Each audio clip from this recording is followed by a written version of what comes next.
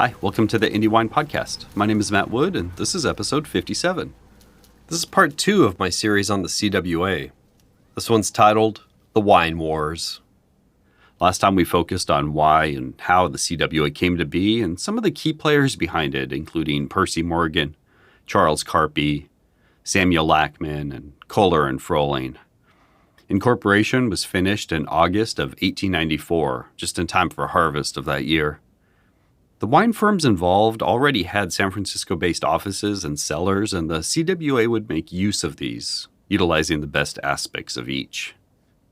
Today we'll look at the wine wars, where a conglomerate of wine growers would battle against the CWA for control of the California wine industry. They were called the California Winemakers Corporation. I might refer to them also as the Corporation or the CWMC.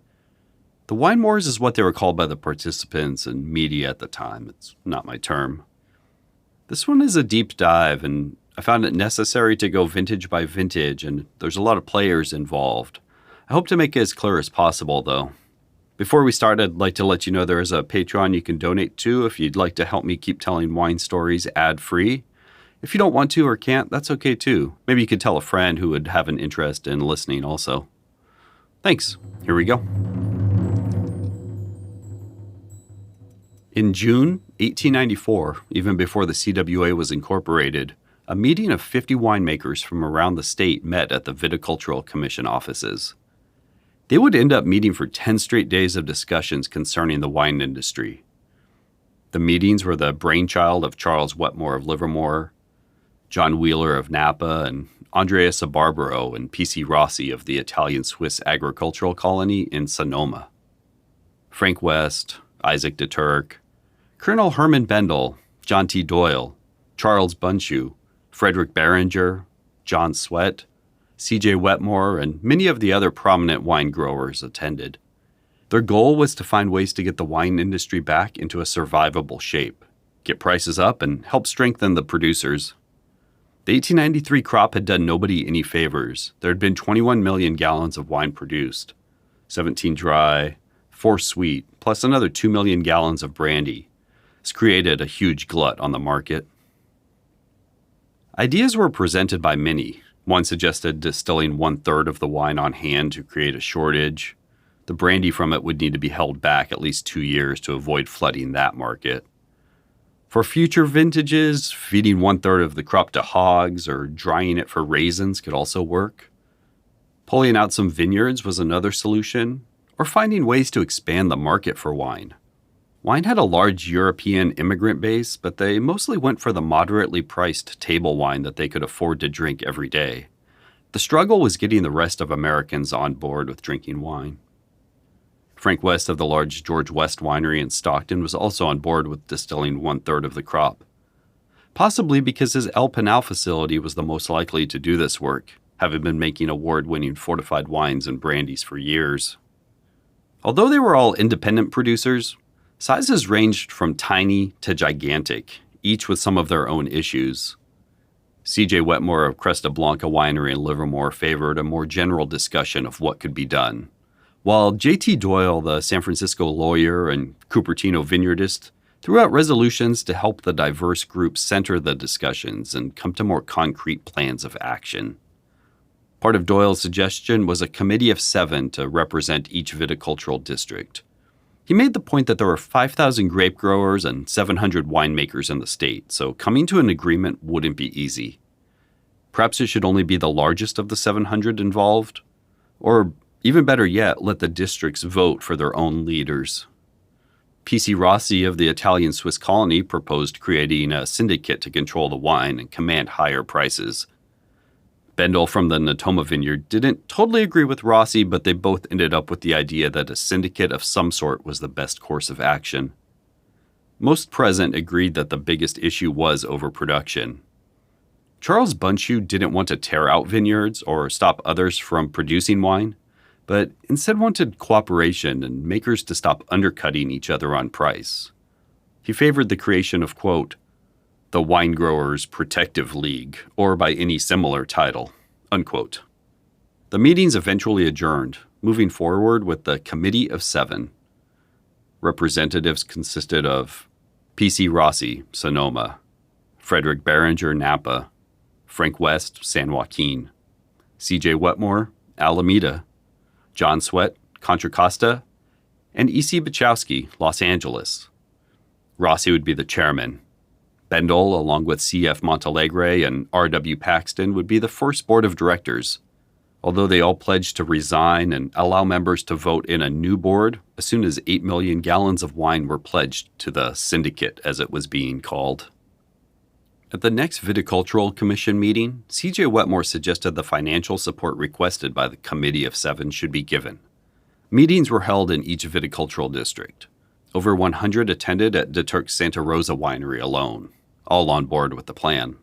Yes, they were all willing to give Rossi Syndicate an option on their wines until August. The 3 cheers from the crowd of vintners was all the confirmation De Turk needed. Quote, "There will be no difficulty in securing the support of 90% of the wine growers in Sonoma County. They see that the contracts will give them something upon which they can secure plenty of funds to carry on their business. And the prospect of at once realizing on their wine in stock comes like a great gleam of light in the darkness." Unquote. A similar meeting in northern Sonoma County was held with another 125 men the same day. Rossi himself helmed this meeting. They argued against supplying wine to the San Francisco wine houses for the offered rate of 5 cents a gallon. The vote for a syndicate was again unanimous. Livermore and San Jose and the other counties went the same way. Charles Wetmore of Livermore and R.C. Terry of Clayton, along with some others, had competing ideas of how to best operate from this point. Wetmore wanted all the joining winemakers to pool their ordinary wines in order to sell to the CWA, or in bulk to the east, whichever gave them a higher price. The producers would continue to sell their fine wines themselves. It's about this time Wetmore referred to the CWA as, quote, "the tomb of the artist," unquote. Clayton's plan was for all producers to pledge 25% of their wine and be issued stock based on quantity and quality. Subsequent meetings were held in late August. They had received a pricing scheme from the CWA that would be adopted if 80% of the growers would join. Here's some highlights of it. Only ripe and sound grapes of at least 22 degrees balling, or a 50-cent per ton penalty for every degree below that, down to 20 degrees was called for. Grapes were further broken down into categories. Number 1, Mission and Malvoisie would be $8 a ton for the entire 5-year proposed contract. Group 2, Zinfandel, Mataro, Colombard, Grenache, Carignan, and others would be further broken down by growing locations with a price bump each year. They would start at $9 a ton the first year for Valley fruit, or where the production is higher than 5 tons an acre. This would max out at $14 a ton after 5 years. It would be $10 a ton for the foothill fruit, or where yield was between 3 and 5 tons an acre, and would max out at $16. And the mountain fruit, considered to be anything under 3 tons an acre and grown in the mountains, would start at $11 a ton, and after 5 years sell for $18 a ton. Group 3, Mondeuse, Petit Syrah, Riesling, and some others would get a further $3 bump, and Group 4, Cabernet Franc and Cabernet Sauvignon, Semillon, Sauvignon Blanc, and Malbec would go from $14 to $21 for Valley, $17 to $25.50 for Foothill, and $20 to $30 a ton for mountain fruit. If wine was being sold to the CWA instead of ripe grapes, a gallon would be priced at 1/10 the price of a ton. Grapes or wine were to be delivered to the CWA unless the seller wanted to pay for carriage fees also. With the 1894 vintage being so short, growers saw that they could hold onto their fruit to command higher prices from the CWA. Only about 13 million gallons would be produced statewide this year. The CWMC was able to sell its wine of 1894 at an average cost of 12.5 cents per gallon, with an additional expense of only 1/8 of a cent per gallon. Quite a bit more than the original CWA offer of only 5 cents per gallon. Contracts after much debate were signed for the CWA to purchase 5 million gallons of wine from the CWMC annually for the next 5 years. The price would be agreed upon each year for both grapes and finished wines. As part of the deal, the association would lease some of its wineries to the corporation. This allowed both groups to do what they did best: The corporation would make the wines, and the association would get them to consumers around the world. The CWA prepared its Second and Folsom Street cellars. Already 9 20,000-gallon tanks sat in the basement, ready to take as much of the 1893 vintage as possible to clear the way for 1894. Another 50 of these tanks were on their way to provide about 1.2 million gallons of dry wine storage at this single address. The California Winemakers Corporation would officially be formed near the end of 1894.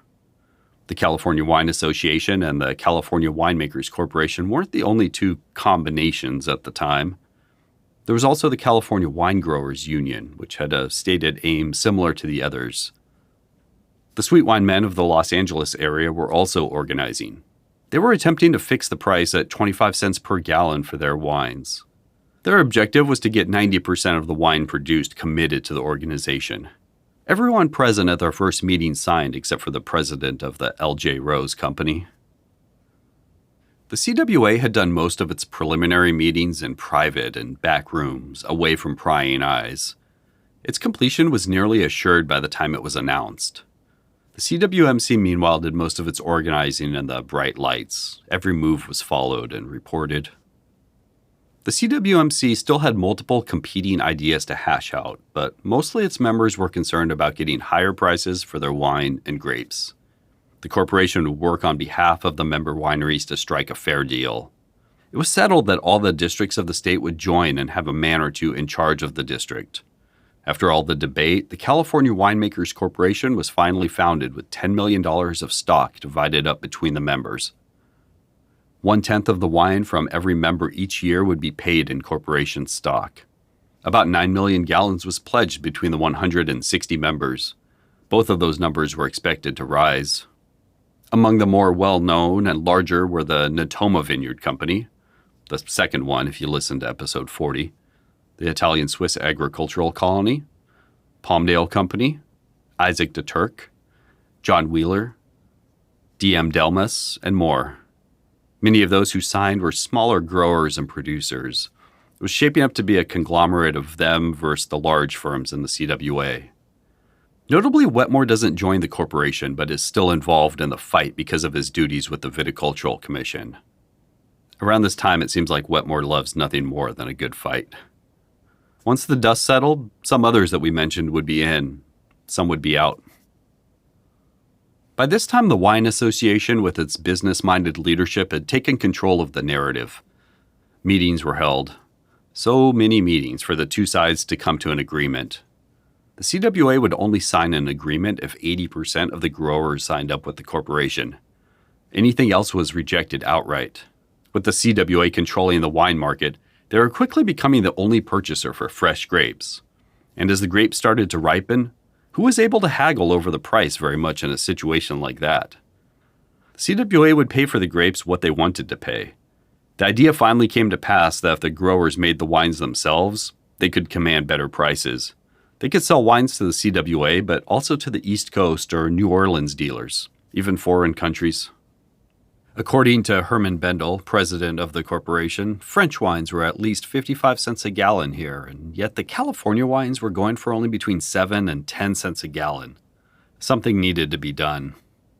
It was his goal to get those prices to at least 20 cents a gallon by next year.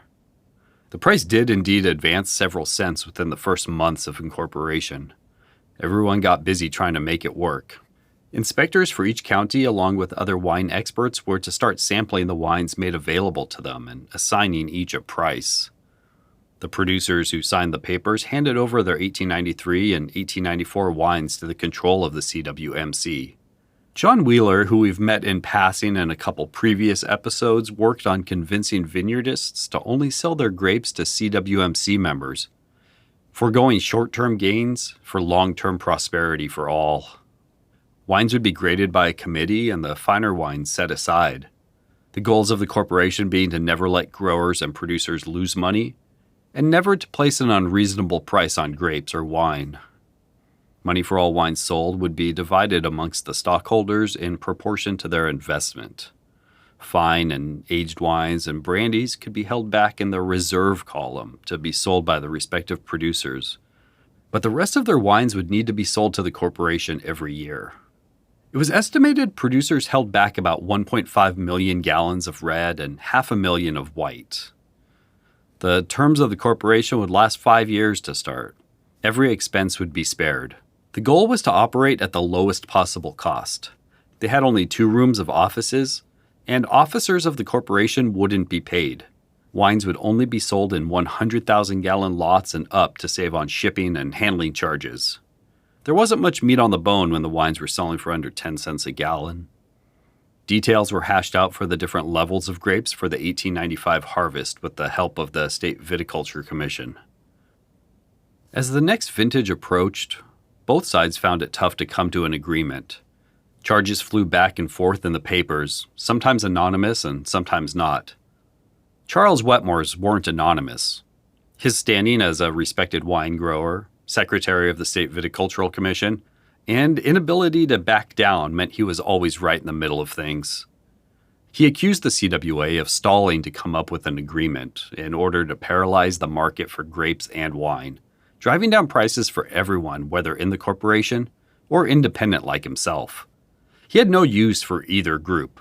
He wrote in the San Francisco Call newspaper, quote, "The grape growers and winemakers are now in greater peril as a result of recent agitation for a combination than they would have been if they had suffered matters to take their natural courses. The statements made in 2 of the morning papers today concerning the syndicate and its proposed contracts are unquestionably misleading. It is an open secret that the prime movers on the side of the dealers do not expect to communicate the plan in time for this vintage. I'm quite sure that it is only a bluff to affect the present wine market and was originally conceived only to head off a popular movement towards cooperation," unquote. The CWA, for their part, wrote, quote, "The primary object of this joint action is to raise the standard of California wines by selecting only the best product for export," unquote. And again, they reiterate that the houses and the CWA will maintain some independence. Quote, "The individuality of the various houses and the brands they have established will be maintained," unquote. As another part of the 5-year agreement, the CWA would cease making wine and act solely as a blender and cellar. Transfers of previous vintages to the CWA were happening as well. Here are some figures from a transfer, as they called it, that took place around the middle of the year from Alameda County wineries. Osgood Putnam, 12,700 gallons dry red wines and 2,000 gallons white wines. Palmdale Company, 340,000 gallons red wines. Valley View Vineyard Company, 18,000 gallons red wine and 6,800 gallons white. J.A. Salazar, 4,000 gallons red. And in Sonoma on the same day, Fulton Winery Corporation, 127,000 gallons. L.H. Cunningham, 6,830 gallons. A.G. DeHay, 10,000 gallons. Italian-Swiss Agricultural Colony, 585,000 gallons. So even in this single day of transfers, you can get a sense that the California Winemakers Corporation wineries might have different wants and needs. Some are transferring 5,000 gallons, while others transfer 100 times that amount. In an effort to corner the market, the corporation started buying up non-members' wines at 15 cents a gallon, or even higher sometimes. They felt they were finally making some headroom in fixing grape and wine prices. They had already made multiple distributions to the contributing winemakers and seemed to be on a solid footing. "The present outlook is favorable," said John Wheeler. He also noted that phylloxera had devastated Napa vines, which could further drive up the premium wine prices. He figured it would be down to 1 million gallons from 6 million gallons the year before. 5 to 8% of vineyards were being replanted yearly, but it was going to be years until those would be available to harvest. The leaders of the corporation might have felt great about their attempted cornering of the wine market, and they felt like they had the funds necessary to accomplish what they wanted. But just because they could doesn't mean that they should have, and now it put them in the awkward position of explaining to the rank and file why non-members were getting more for their wines than member wineries were. Despite the competition and strong will, the 2 organizations were now working together, in private and in public. Prices had nearly doubled for producers, and with the CWA acting as only the so-called mercantile branch, progress was being made. The CWMC reported the Bank of California that was backing them, quote, expressed great satisfaction. The three Carpy wineries, Greystone, Pacific, and Uncle Sam, as well as Kohler and Frohling's Tokay Winery in Glen Ellen, the Pioneer Winery in Livermore, and others would now be leased to the corporation as the CWA further concentrated on being blender and merchant. More transfers continued to happen as the CWA purchased the corporation's wines. P.C. Rossi celebrated, quote, "We have won our fight, and the backbone of the opposition is now broken. The sale, which is virtually for 19 million gallons, assures of success. The increase of 5 cents a gallon in the price will show those connected with the syndicate that it pays to organize. In fact, we have done just what we promised we would. We now see our way clear to add at least $600,000 to the old income of the producers of dry wine and $200,000 to the sweet wine makers. None of the wine that we now have left will be sold for less than 12.5 cents a gallon, but will be held until there is a demand for it and the prices can be increased. It will be the same with the contract made with the Wine Association. If the price is increased, the association must pay for its 5 million gallons delivered each year. The advantages of the corporation to the producers are numerous, and they will realize it more as it grows older. Those who decline to join with us will certainly see what they have lost." Unquote. After this agreement, Rossi's Italian-Swiss agricultural colony was able to pay a dividend to its investors for the first time. In January of 1896, the CWA released a notice in the papers along with holiday greetings. Some quotes that summarize it. "In sending our patrons and friends our Christmas greetings and the compliments of the holiday season, we're pleased to report that the wine industry of California has undergone many favorable changes in the past year. Our organization has been in existence but a little over 12 months, and in that time there has been a most gratifying improvement in all departments of that industry, which is one of the most important and at one time was the most prosperous in California. Our organization has contributed in a large measure to its satisfactory reaction." It was the desire of helping the industry at large, and at the same time the instinct of self-preservation which prompted the formation of the California Wine Association. Mutual interest has prompted mutual confidence. Every winemaker in the state of California knows that the California Wine Association is able and willing to contract for and to take all wines offered at a reasonable price, quality considered. Our customers know that in purchasing from us, they get the highest value for the money." Unquote. The CWA had more to say. Percy Morgan had returned from a trip east in 1896, and he broke down the wine industry as he saw it. Quote, "The American people are not wine drinkers, and you cannot make them so. I thought this was all fudge, but now I know it to be fact. Even here in California where wine is produced, the wine consumption is not large and is useless preaching wine drinking to them. In fact, the American stomach does not appear to be educated up to the point of using it as a daily beverage. As a consequence, we have to depend for the sale of our wines on the poorer classes of the people of New Orleans and New York and its vicinity.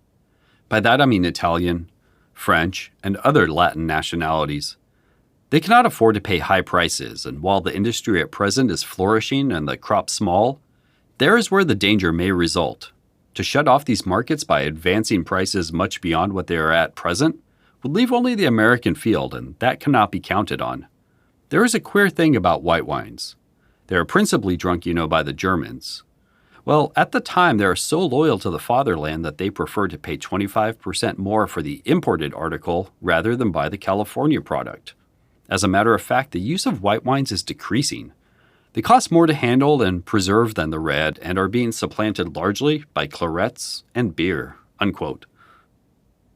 The good times and friendly relations didn't last long. The CWA accused the corporation of selling wines to the New Orleans market despite their 5-year agreement. There isn't any hard proof of this, but it's likely true. Certain elements of the corporation leadership seem like you couldn't put it past them.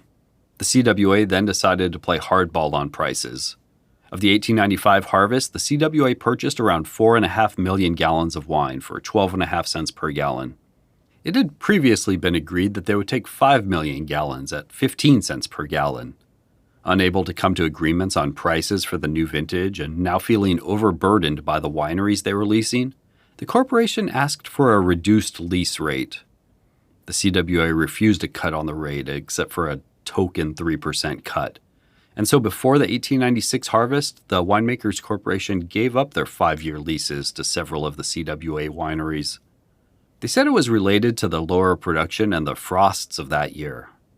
The CWA gave a $4,500 payment to the corporation and called it a day. Their wineries were under their control again. Percy Morgan noted, quote, that the movement was made in the interests of the Winemakers Corporation. The relations between that body and the California Wine Association being of the most cordial nature. Any goodwill between the two wouldn't last long. The CWA also used this frost event to raise prices of many wines by 2.5 cents per gallon. Claret, Riesling, Zinfandel, Chasselas, Hock, and ordinary sherry, port, and Angelica would be affected. The next year, things got even worse when the CWMC asked for 20 cents a gallon for wines, and the CWA bought none. Big changes were happening in 1896 for the CWA. As I'm sure you noticed, Percy Morgan is the man out there for the CWA. Charles Carpy, the first president of the association, sold much of his stock. He wished to mostly retire, spend more time at his Napa estate, and not be tied down by business. There were rumors that would prove false that he would even compete against the CWA. The Lachman estate, Percy Morgan, and Henry Van Bergen would split up the Carpy stock shares. The CWA was now controlled by just a few men. The first Los Angeles office, run by Cosmo Morgan, Percy's brother, was opened shortly after. Percy Morgan would now take over as president of the CWA. His view of the wine wars is best summed up in his own words. Quote, "The war has begun and will be carried out to the bitter end." The wine wars were on. And as one paper put it, quote, "War has broken out in dead earnest in the California wine trade. Maker is arrayed against dealer in the courts, and an element of offended personal dignity gives added vindictiveness to the struggle which has begun." Unquote. There were many other issues, large and small, between the two groups and between them and other growers, producers, and firms. Lachman and Jacoby were still an independent firm and had a large presence in New Orleans. They were receiving discounts on the large amount of standard quality wine they were purchasing from the corporation. Gunlock and C. Schilling and others more concerned with higher grade wines rumbled against these discounts. They didn't like the lesser quality wines flooding the market. The corporation was also selling its own wines to the New Orleans bulk market. Occasionally it was a Napa wine, but more often the cheaper Natoma wines. They were dropping prices below what they would sell to others at. It was suggested that many barrels they shipped were 1.5 gallons light also. Of a much larger issue is that the California Winemakers Corporation, after all this, still had between 5 and 6 million gallons of unsold 1896 wines that the CWA and other dealers felt the price was too high on. 1897 ratcheted the wine war up even more. In the corporation's eyes, the wine should be sold by them for at least 17.5 cents per gallon, and it wasn't long until the growers led by Santa Clara and Sonoma fixed the prices at no less than 20 cents per gallon. In light of the low prices of 12.5 to 15 cents offered by the CWA, it was suggested all members hold on to their wines as long as possible, hoping to wait out the CWA. The corporation also expanded their search for buyers. Willing to sell to all now instead of favoring the CWA and determined to hold tight on prices. Their members voted to allow the contract with the CWA to be officially broken. The California Winemakers Corporation, for its part, leased a warehouse on 8th and Brandon Streets to hold 1.5 million gallons. Winemakers were instructed to ship up to 25% of the standard red wines in their cellars to the new warehouse. All of these standard wines would be blended together upon arrival, quote, "which when received will lose its identity, becoming corporation property," unquote. 1 cent per gallon was charged by the corporation to cover insurance, losses from lees that remained in the wines, and other administrative costs. Members were told to ship only in carload-sized lots and in puncheons with their name clearly stenciled on. Arrangements were being worked out for the extra wines, those higher quality ones, and the white wines when the proper cooperage could be secured. An additional 500,000 gallons was held at the Asti location of the Italian-Swiss agricultural colony in their gigantic new vat. Constructed under the intense pressure of the wine wars in just 46 days, it measured 80 by 34 by 24 feet. It would take 7 days to fill utilizing the winery's steam pumps. All this additional storage allowed the country wineries to empty their cellars before the 1897 vintage. Lawsuits were being filed on both sides, the corporation filing first against the association for $30,000 owed for the previous vintage's wines and for purchasing less wine than agreed upon. Some suggested the CWA withheld the money to, quote, cripple the corporation financially. The association responded by filing for $257,000 for failure to deliver wines and selling wines to others while under contract. New Orleans was a major market, second only to New York, and the CWA struck there first. Their Calwa wine would operate as a loss leader here, only 22 cents per gallon delivered, down from 27.5 cents. The trade papers weighed in too, quote, with a strong existing combination to maintain prices with a large crop of new wine in sight, and these maintained prices ranging from 17 to 19 cents free on board New Orleans, we think there is room and reason to find some means of compromise, unquote. The price plummeted more, so much that Lachman and Jacoby, a main competitor to both in that market, was able to purchase 1 million gallons from the corporation for 7 to 10 cents a gallon. This was even lower than the meager 13 cents the corporation was receiving from other buyers. They were able to sell 1 million gallons with an option on another 1.5 million to A. Marshall & Co., an Eastern wine brokerage firm based in New York at 18 cents a gallon. A. Marshall was on a roll at the time and also contracted the Palmdale Winery, formerly owned by Juan Gallegos in Mission, San Jose. They would take up complete control of the million-plus-gallon winery and the 600-acre vineyard, intent on a quick expansion in the east. It was noticed that Marshall's purchases would soon put them in the top rung of independent firms. But the New York market was next, and the CWA lowered its prices there even more, to 11.5 cents a gallon. Cooperage, handling, blending, etc. would eat up even more of that amount. They filled ships with 500 barrels of wine and sent them to New York. Their goal was clearly to undercut the large purchases that A. Marshall had recently made, and removing any profit for Marshall and wounding the corporation's largest Eastern customer. Some growers remained committed to the corporation, vowing to not even sell a single pound of grapes to others outside of it. Others bailed out and started filing lawsuits against the corporation. Things got personal for a moment between Abe Lachman of Lachman and Jacoby and P.C. Rossi of the Italian-Swiss colony, with anti-Italian and then anti-Jewish insults thrown out by both sides and threatening to, quote, fix each other's businesses. This was one of the few times it went beyond a purely business war. John Wheeler, the manager of the corporation, was under attack.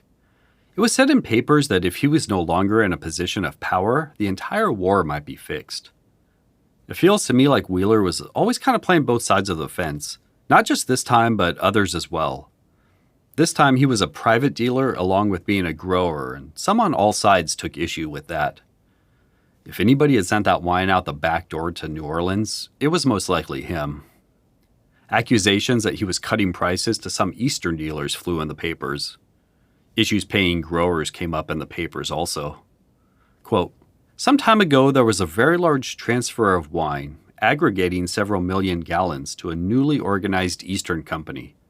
The manner in which the deal was concluded was severely criticized and undoubtedly largely led to recent changes that have occurred in the management of the corporation.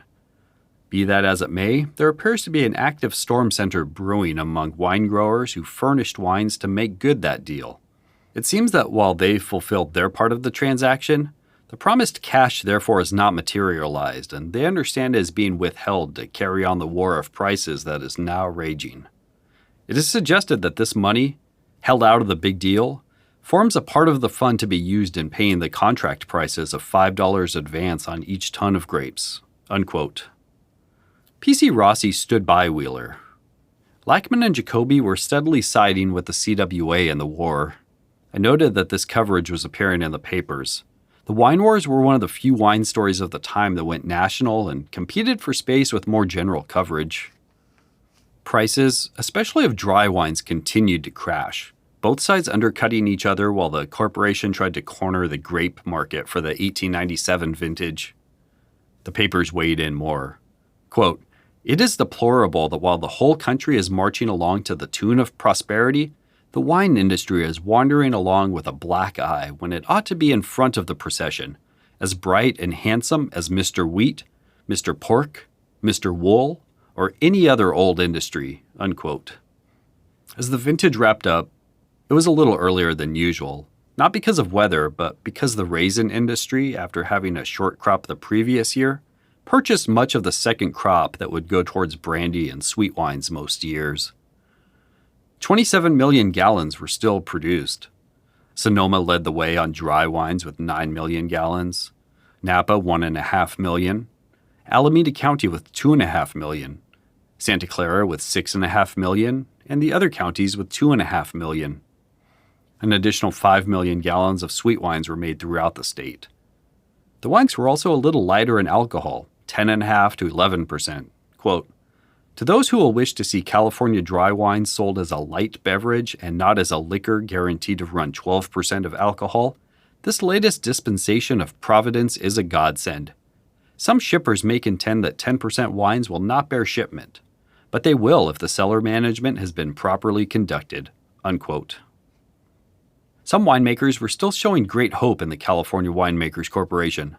Charles MacIver of Mission San Jose transferred 500,000 gallons to the corporation. Some went the other direction. The corporation was in a legal battle now even with its own members. Mr. Matthey of Forestville was sued for wine he had agreed to sell to the corporation before pulling back and selling it elsewhere. Now it was the turn of the California Winemakers Corporation to undergo drastic changes. In 1897, John Wheeler resigned from his position as secretary and manager, and W.J. Hotchkiss of Healdsburg stepped in to fill his position. Hotchkiss was chosen specifically to help keep the Sonoma growers attached to the CWMC. Wheeler would stay on as a director. Colonel Bendel of the Natoma Vineyard and president also tendered his resignation. To help guide them through the wine wars, Henry J. Crocker, nephew of Charles Crocker, was elected as the new president. Crocker declared himself to be, quote, "a Californian to the last," and was president or vice president of multiple San Francisco businesses and possessed all the honoraries a well-respected businessman of the time should. Some of his acceptance speech went, quote, "I believe the grape grower who has had the enterprise to set out his vineyard, the patience to wait for the growing of his crop, with all the risks attached to his industry, should receive a fair remuneration for his labor and capital invested. I believe that the winemaker who has erected the wine cellar and procured machinery at large expense, and brought to the industry the intelligence required in making and curing the fine wines, which he has demonstrated to the world can be produced in California, should receive fair remuneration for his enterprise, labor, and capital invested in his plants. I also believe that the wine dealer, who has through his enterprise introduced our wines not only throughout the United States, but also in the adjoining republics and even in Europe, to compete with the wines of Italy and France. The wine dealer, who in order to properly transact his business is under heavy expense, is compelled to have a large ledger accounts which are not always available when required, is also entitled to a fair remuneration for his enterprise, and for the capital and risks attached to his business. It is not only the desire of the persons directly interested, but it is also the wish of the bankers, financial men, and that of every person who has the progress and success of the viticultural industry of the state of California at heart. With the laudable object that we have in view of doing harm to none but good to all, our corporation, I can assure you, will receive all the financial aid which it may require for the proper taking care of the grapes and wine, not only of this year, but of years to come, which will enable the winemaker who has ambition to keep, age, and improve his wine to do so, and enable him to supply our customers with as good of wine as can be obtained in any part of the world. We know that we can produce in this state 1 billion gallons of wine per annum, just as good as that as which can be produced in any part of the world. I consider it the duty of every good citizen to help this important industry, so that the time may come when the wine industry of California will be to the state what the wine industry of France is to that favored country. With these aims in view, I cheerfully accept the honor which you have tendered me. And I doubt not, with your assistance, the Winemakers Corporation will become one of the most successful institutions in the state of California." Unquote. Crocker was addressing the industry, but also owners of the 222 wine cellars they purchased from. They needed expansion and more members, but also to ensure that quality was kept high. This is something they struggled with at times when any wines could be shipped to them to get blended away.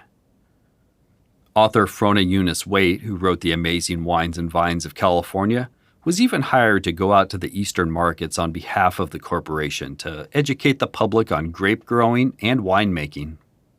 At about the same time, a group of unaffiliated winemakers met to see what could be done about these wine wars. The, quote, Harmony Committee consisted of, once again, John T. Doyle, George West, Frank Sweat, F. Corbell, H.W. Crabb, and others. Although unaffiliated with the CWA or CWMC, they were all well-respected and prominent men in the California wine industry. They went to work behind the scenes. After struggling and making no progress, they vowed to attack the issue again once the vintage had passed. It wasn't just them. The wine war was covered in the papers alongside politics, real wars, and sports. The public could see the games being played. The CWA, built of a few powerhouse firms that controlled 80% of the wine, and the smaller wine growers of the corporation with nearly 80% of the producers. It looked like the corporation would pay $5 a ton for grapes this year. The country wineries were clearing out their cellars, some even building new cellars, enlarging current ones, or adding additional cooperage. An additional $1 would be paid when the wine was sold. The Livermore growers, behind the efforts of Winty, Buckley, and Concannon, were able to get the price for that district increased to $7 per ton for their approximately 10,000 tons of grapes. E and TA Light of Calistoga offered some growers in their area 5-year contracts for their grapes at $10 per ton, an offer that many accepted.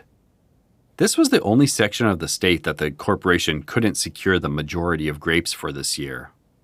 The Italian-Swiss agricultural colony was preparing to handle 4,000 tons from their vineyards and another 6,000 tons from neighboring corporation vineyards, while the CWA-affiliated Windsor winery just to the south would handle another 5,000 tons. The Alexander Valley vineyardists voiced their frustration at the $5 a ton being offered and wondered if the corporation even had enough to cover that amount. This was going to be a bumper crop. Vineyards were looking to get 3.5 tons per acre on average. H.W. Crabb stepped into the wine war when he offered $10 a ton plus $1 for every cent over the nominal 5 cents a gallon selling price for those willing to get their grapes to his Tokelon winery. Some feared for the business, quote, "Any sensible person outside of the business can see plainly that one cannot flourish at the expense of the other. If wines are cheap, the quality will soon be poor, and there is no profit in selling such products. So what would be the object in beating down prices and quality?" The CWA driving down prices had further effects on the unaffiliated wineries. With the CWA's massive size, it could hold out for the days it could charge higher wine prices, while the little guys suffered and struggled to hold on. Most couldn't hold on. The wine wars continued to play out in the industry papers and in the mainstream media. Crocker noting, "I have no personal enmity against the wine merchants of the city or the members of the California Wine Association, but still, as the representative and president of the Makers Corporation, I think my position demands I should say something in defense of the producers' interests by taking a firm stand against their oppressors." Unquote. At the 1898 shareholders meeting of the corporation, he noted, quote, "They had a surplus of wine from a large harvest." Unquote. The CWA refused to buy any, saying that they had all the wine they needed, which they probably did, and the corporation knew it. The 1897 vintage had produced 25 million gallons of wine, and there were another 11 million in storage still. Andrea Sabarbaro argued that if everyone had sold only to the corporation, that they would have controlled the harvest, but people selling off their wines to others doomed that plan. The corporation turned to certain markets, again, New Orleans, and with prices cut but not slashed, they were able to ship much of it there in only a couple months.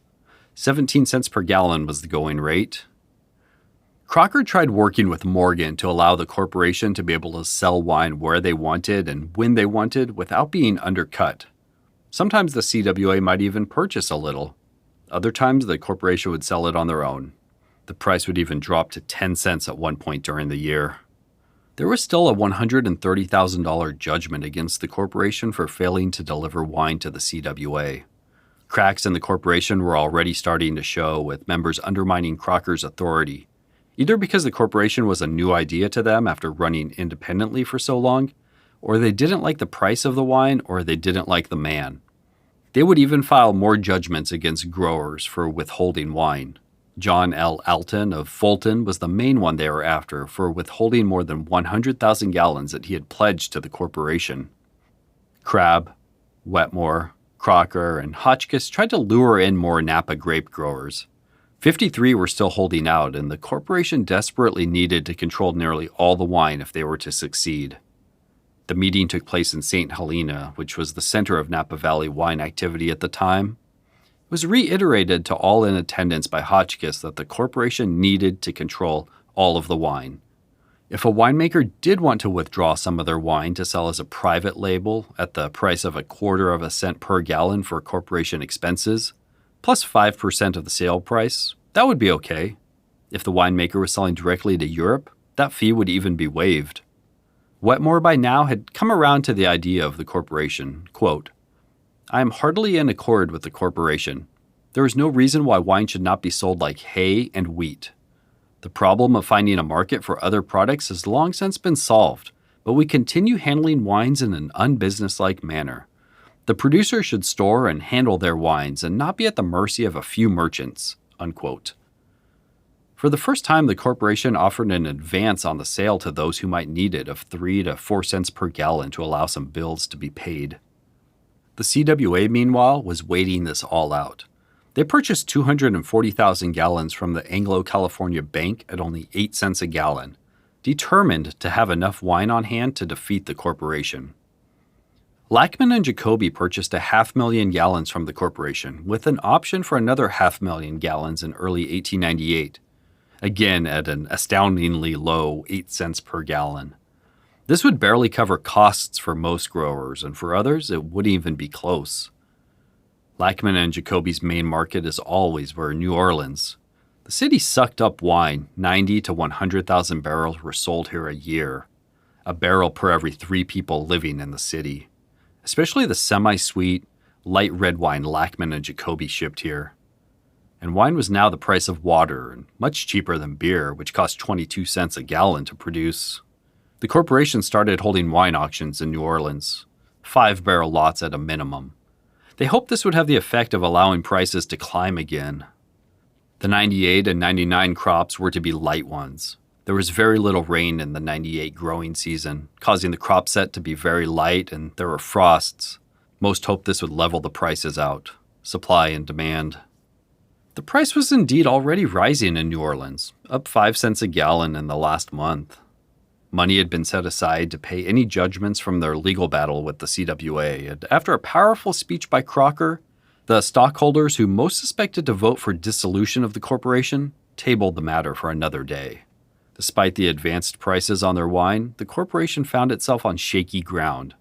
The Santa Clara growers, one of the largest regions in the state, called a meeting to discuss the viability of the corporation and potentially replacing its board of directors or disbanding it entirely. A settlement of the wine war was soon to come. I'm just going to repeat what one of the industry papers wrote at the time. It says it better than I could. Quote, "At last, the dry wine war, which has been waged by the California Winemakers Corporation on one side and the California Wine Association and the shippers on the other, has come to a close. After a 2 years contest, marked by the use of every weapon known in commercial warfare, and by bitterly fought litigation, the end has come. Hundreds of thousands of dollars have been lost to the state during this time, and it is a matter of congratulations that past differences have been buried, and that the viticultural industry can once more be placed on a paying basis." Unquote. The California Wine Association, Gunluck Bunchu Wine Company, the Italian-Swiss Agricultural Colony, and Klaus Schilling & Co. had all been negotiating with the corporation for a large part of the wine that was being held. Agreements were reached and 5 million gallons were sold at 12.5 to 15 cents per gallon. These four would be known as the Associated Wine Dealers for a short period of time during this transaction. 1896, 1897, and 1898 vintages were sold, all red and all dry wine.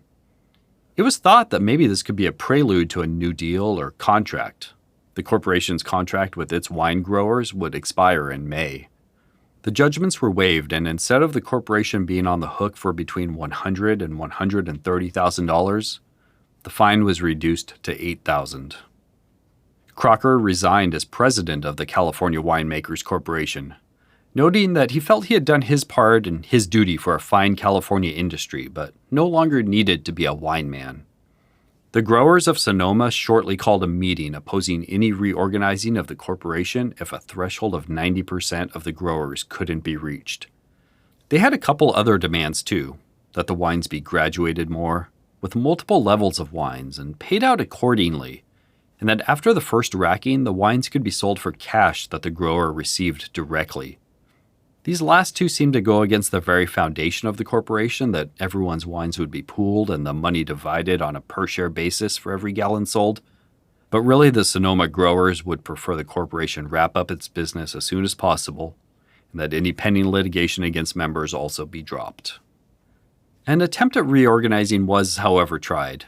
At a June 1st meeting at the Russ House, the Alameda and Contra Costa delegations had their own ideas. It was proposed, similar to Sonoma's ideas, that the new version of the corporation was to be more decentralized, with regional groups having more power to sample and sell wines. More wine could also be sold directly for cash. The sale price would be at the corporation's discretion still. Wines would be graded, and they could still be passed on as bulk lots for the corporation to sell. They were also going to attempt to lure Crocker back. His financial background was super helpful for them when it came to funding.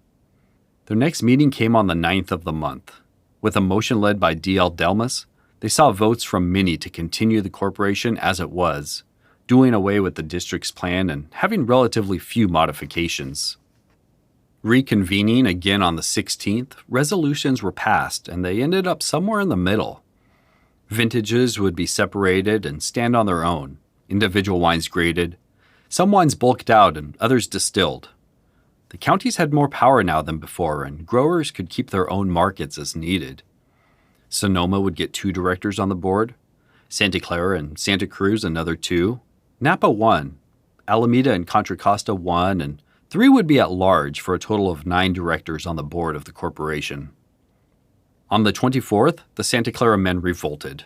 Many refused to sign a contract with the current leaders of the corporation, and even more refusing to sign a contract with the corporation under any circumstances. Crocker stuck with his resignation and started up as a potential competitor. Quote, "I invite your attention to the proposition I am making to the grape growers of this state. It is based on the idea that without some plan of establishing a basis for prices, the viticultural interests of the state will again be jeopardized by the failure of the winemakers of the state to organize. I firmly believe that the course of the California Winemakers Corporation was the right one to pursue, but without a control of the product, they cannot succeed, and it is generally conceded that they will not combine together again for mutual protection." Unquote. Crocker offered to pay $14 per ton for grapes. The average the last few years had been $10.50. Mission and Malvasia would be $12. Contracts would all be made individually with growers for 7 years. If he was unable to obtain enough contracts, he would, quote, "drop the project." The reception, cool at first, gradually started to warm up as more growers came around to the idea. The Cloverdale, Dry Creek, Healdsburg, and Geyserville winemakers met on July 15th. Over 250 of them gathered at the Citrus Fair Pavilion. Many spoke. P.C. Rossi of the Italian-Swiss agricultural colony was enthusiastic. Quote, "I heartily favor the proposition. It will give value to vineyard properties. The price is a third higher than in the past 10 years. I believe Mr. Crocker's objective is principally philanthropic and hope he will succeed. Farmers should not be speculators. If Mr. Crocker controls the grape crop of California, he will distribute it among existing cellars, thus working no harm to any industry established." Unquote. Others thought it might increase the value of their vineyard 30 to 40% if Crocker could control the crop. Some said, quote, "The proposition guaranteed the success of the industry as old conditions will return unless there is unity of action," unquote. George Hall of Cloverdale was in favor of it, quote, "first and last." It was decided to follow Mr. Crocker and sign the contracts. These Sonoma wine growers were really the backbone of the corporation. Aside from growing premium wine grapes, they sent a higher percentage to the corporation than any other county. Santa Clara was in favor as well. The 30 to 40% increase was also mentioned there. Growers would be able to afford to plant resistant rootstocks and hopefully make phylloxera a thing of the past. And grapes would be delivered to wineries near the grower for crushing and fermenting, which would keep wineries of every region busy with processing. Santa Clara excitedly passed a resolution for Crocker to purchase their grapes at $14 per ton. Andrea Sabarbaro also endorsed the plan at a formal meeting of Sonoma growers. About 1,000 tons of grapes were represented at the meeting, and they voted unanimously to accept the proposal. The Italian-Swiss agricultural colony even pledged to plant more vineyards if the plan was adopted. On July 21st, word was sent to Mr. Crocker that contracts had been signed. Mr. Crocker responding, quote, "I was very pleasantly surprised. There appears now to be no reason why the plan should not succeed. In fact, the one thing to fear is the apathy of the growers. They are apt to procrastinate and proceed on the theory that their particular signature is not needed. This is wrong and might be the cause of failure. For if I cannot get the cooperation of enough producers to enable me to control the situation and hold up the price of wines, I cannot afford to assume the obligation. I'm not going into this matter expecting to make a lot of money. Neither are the capitalists who are associated with me. But after the first year, we expect to make good interest on the money advanced. One thing I'm convinced of, and that is that if some such plan to hold up prices to a reasonable figure does not succeed, the industry will drop back into the slough of despond and will not be rescued for years. Whereas on the other hand, this kind of a combination will put it firmly on its feet." Unquote. R.C. Terry of Clayton in Contra Costa County is not someone we have mentioned much, but he was a respected grower and prominent figure in the California wine industry at the time. We'll get to his story in another episode, but he had much to say about Crocker's proposition. Quote, "I beg the privilege of addressing the grape growers generally, and especially of those of Contra Costa County, who have in these many years known more or less of me and my efforts on behalf of the farmers and fruit growers and viticulturists especially. Recently, a circular letter asking for a postal reply from Mr. Henry J. Crocker of San Francisco has been sent by him quite generally to the grape growers of the state, in which he makes a proposition to purchase for 7 years the product of our vineyards at what no man can gainsay as a fair or profitable price per ton. An offer that shows, I claim, the fairness of the man, who I believe actuated by a desire to benefit the industry in general far more than any gains or profit for himself. We all owe it to ourselves to accept this proposition and at once return the postal in favor of it, as there really is no time to spare in order to arrange preliminaries with so large a number. Fellow vineyardists, stand in and pool your issues, and in a few years you will be only too glad to contribute to the erection of a bronze statue of Henry J. Crocker, with each of your names cut into the base and the motto engraved in letters of gold, erected to the honor, the glory, and the perpetuation of the memory of the man who rescued the grape industry of California from destruction and ruin." Unquote. I think it's important to mention here that the success and dominance of the California wine industry was anything but assured at the time. Besides general issues like prohibitions creeping in and, of course, this wine war, New York, Ohio, Missouri, and others had wine industries where people were actually making money and profits that California wine growers would be jealous of, not to mention French imported wines. By August, it was looking like Crocker's bid would fail, all previous evidence to the contrary. Not enough growers were signing up, and it was said the 1899 vintage would be a, quote, "open market." His contract was reprinted for all to see. It specified, amongst other things, that grapes were to be delivered to a winery, preferably within a 5-mile radius of the grower. The grapes to be at least 22% balling, or a 50-cent per ton penalty would be enforced per degree of sugar below 22. Second crop would be accepted at 75% the going rate, and for $7 a ton they would accept those with damage or otherwise suitable only for distilling. If the grower backed out of the contract or otherwise refused to deliver grapes, Crocker and his associates could enter the vineyard to harvest the fruit themselves, paying the going rate minus travel expenses. Crocker, referred to as the second party in the contract, could cancel the contract with 30 days' notice if unable to obtain 80% of the wine grapes in the open market of California for a given year. Crocker would appear at a meeting of the San Francisco Chamber of Commerce to address any questions or issues with the proposed contract. Quote, "Now I am here to answer questions, and if there is any grower here who is dissatisfied with the contract as prepared by me, I hope he will state his objections freely." Unquote. H.M. LaRue of Livermore and others were dissatisfied that the contract locked them in for 7 years, but seemingly let Crocker off the hook for it. Joseph Naphtali and others wanted assurances that they would be paid to crush theirs and other grapes at their wineries. Some voiced concerns that the invoice would only be paid at the end of the season instead of cash on delivery or a percentage of an advance, even 10% to be able to pay for grape pickers. All of Mr. Crocker's answers were satisfactory to the growers, and a wave of resolutions passed urging the adoption of the contract for their grapes. The contract's adoption was precarious and hanging there in the balance. Some merchants and winemakers, as far as Crocker saw the situation, were urging the growers not to sign. Crocker's response was, quote, "What guarantee will the men who are opposing the signing of the contract make as to the price of grapes for the next 7 years?" Unquote.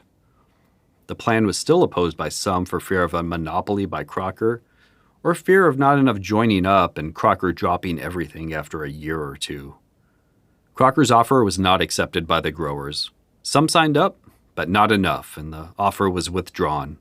80% was always going to be a lot to get under contract, especially in the wake of the recent California Winemakers Corporation failure. The wine wars were now truly over, back to a completely open wine market. Crocker and the industry didn't seem to hold any ill will against each other. It was just business. Like we said earlier, this upcoming 1899 vintage was expected to be light like 1898 was. Very little rainfall once again made for very light crop. George Hussman, a prominent voice in California wine at the time, thought Crocker's plan stimulated the market and drove prices higher for the year. Some were getting $15 to $16 per ton this year, and he figured phylloxera's devastation might raise that even higher. He later expanded on his response, quote, "It seems so strange that there should be a difference of opinion or interests between producer, winemaker, and dealer, when all should be able and willing to work to the same end, the prosperity of the industry, which can only be furthered by giving more attention to quality than has been so far done. Our so-called standard wines will not advance our reputation as a wine-producing state.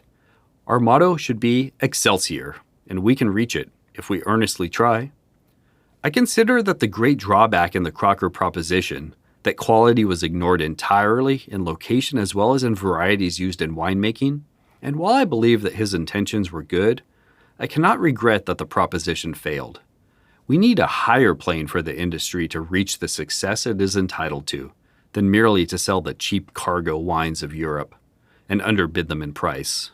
And I think the prospect to reach it is more encouraging than it has been in the last 10 years." Unquote. In this search for quality, he thought winemakers and cellarmen should be paid more and better trained. Quote, "Their establishments are often run by men who are either unable or too lazy to give it such attention as the process needs. And why? Because the foreman of a vineyard or winery who has perhaps 500,000 gallons under his charge is required to work for from $35 to $50 per month, very little more than the wages of a common laborer. Is this a fair amount? Would it not be cheaper for the proprietor to pay $100 a month to a really competent man who he could trust to turn out reliable wine with every gallon he made, instead of the milk-sour trash which many furnish and which disgraces the name of California wine? We want better men as cellar masters generally." Unquote. Much of the corporation's remaining 3 million gallons of wine were sold off in the first month after it truly closed shop. Prices for shipping by rail were advancing the next month from 45 to 75 cents per 100 pounds, so the wine needed to be moved quickly. The capital stock was decreased from $10 million to $45,000, just enough to cover incidental expenses. The rest was distributed to members at its last shareholder meeting on January 7, 1901. Only a couple weeks later at the Manufacturers and Producers Association banquet, Morgan called for peace and prosperity. Quote, "The viticultural industry has had its fill of controversy. Let peace now reign, and plenty and prosperity will follow as naturally as water flows downhill. Let the various elements come together, talk together, work together. All want success, but let not the success of one spell disaster for the other. All can be prosperous if all will only cooperate instead of each element regarding the other as his natural enemy or as his natural prey. Therefore, let the maxim henceforth be fairness. Fairness from the grower to the winemaker to the merchant, and the merchant to both grower and winemaker." Unquote. The California Winemakers Corporation had handled over 23 million gallons of wine in its 5 harvests, putting up the only credible threat the CWA would receive from wine growers. Post-Wine Wars, Percy Morgan summed up the reason for the existence of the CWA once again. Quote, "It was the desire of helping the industry at large, and the commerce of the day, and at the same time the instinct of self-preservation which prompted the formation of the California Wine Association. Its founders, all men of long and practical experience in the making and handling of wine, were confronted in 1894 with the serious question of saving the industry from almost total wreck, of conserving their capital, and of placing the wine-producing interests on a basis satisfactory to all. They were imbued with the conviction that a powerful corporation, combining in itself the capital, practical capacity, and influence of its founders, could alone struggle with such a Herculean task, and turn the tide against the ruinously low prices obtained by merchants and producers alike. At the same time, it was their belief that the average quality of wines bought by the consumer, whether connoisseur in the highest type of wines or purchaser of vin ordinaire, could be greatly raised by the judicious use of interest in viticulture, and in the importation of 400 their capital. And we have succeeded." Unquote. As the wine wars wound down, Charles Wetmore of Cresta Blanca noted that Percy Morgan was the right man to lead the CWA post-wine wars, and that he had gone from a commodore to an admiral. Wetmore was rarely one to hold his tongue. He added that the CWA now had more opportunities and responsibilities than ever, and that up until this point they had been fair to farmers, the wine trade, and to consumers. Thanks for listening today. So the CWA had prevailed in the wine wars. They went up against the threat from the majority of winemaking in the state and even one of the largest capitalists in San Francisco, and came out relatively unharmed. Maybe even in a stronger position as the smaller producers and firms felt the sting of the price cuts. Next episode, we'll see where they go from here. You can follow the podcast on wherever you're listening and the Instagram at IndieWinePodcast, and feel free to email indiewinepodcast@gmail.com with comments, questions, or feedback. If you can tell your wine friends about the podcast too and help spread the word, I'd really appreciate it. Rating or subscribing helps too. There's also a Patreon if you choose to support the podcast monetarily to allow for more episodes and to help defray other costs like travel, research book purchases, things like that. Any amount is appreciated.